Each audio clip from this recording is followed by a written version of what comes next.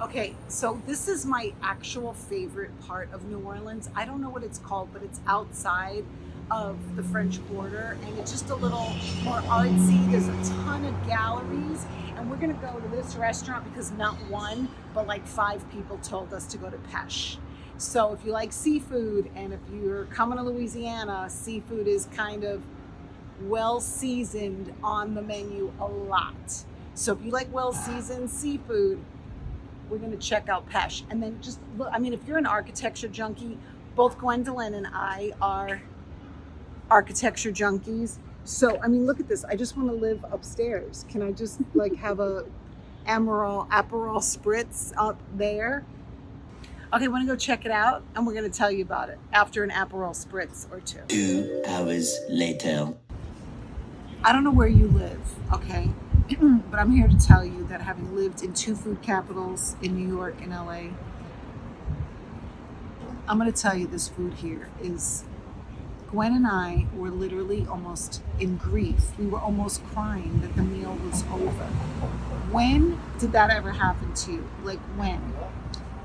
This restaurant, Pêche, is so ridiculous, like just ridiculous. Like, so we're in Florida now.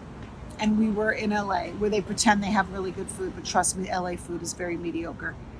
New Orleans food, I am a flavor obsessed like I just live for the flavor. Like I don't like bland food. I'll put balsamic vinegar on a hard-boiled egg. I just want flavor.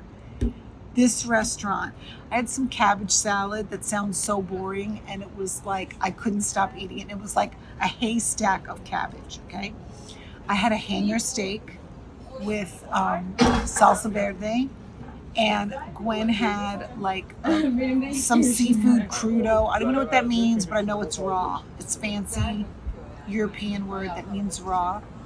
And we had zucchini that was like in these boats, grilled to perfection. If you're a foodie, you haven't been here, or you haven't been here in a while, you need to come to Paloozaversary. Forget the administrative know-how. Forget training your staff. Come for the gastrointestinal deliciousness of insanity. I could literally move here. This restaurant, Pêche, is, I'm not joking, it was a moment in my life that I will cherish for the rest of my life. That's how delicious, and the company was really good too. It was the service. So we started off on the wrong foot because Gwen wanted a steak tartare without any gluten or without any bread. And this bartender with hot pink hair like came at her like, no, it won't have any flavor. And at first we were like, oh, calm down, Betty. And then she explained why. And then she sat there for literally what had to be 8.5 minutes explaining the entire menu because I'm gluten-free. And we had to sit at the bar because we didn't have reservations, and it was insane. She had a mob behind her of like wanting cocktails, and she sat there with the menu and a pen going over each thing. And we took her advice. And then she made me a custom cocktail that I dreamt up from another restaurant that I tasted like 8 years ago. And I'm like, yeah, I want that.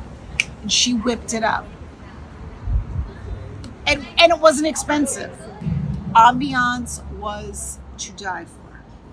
This restaurant is like chef makeout in an alley when you're like 16, okay?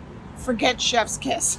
This was chef making out in an alley and you're 16 years old at Lookout Point. Forget chef's kiss. That is so overused. Yeah. Mm-hmm. Yeah. Gwen's like dying. Pêche. Forget chef's kiss. That's it.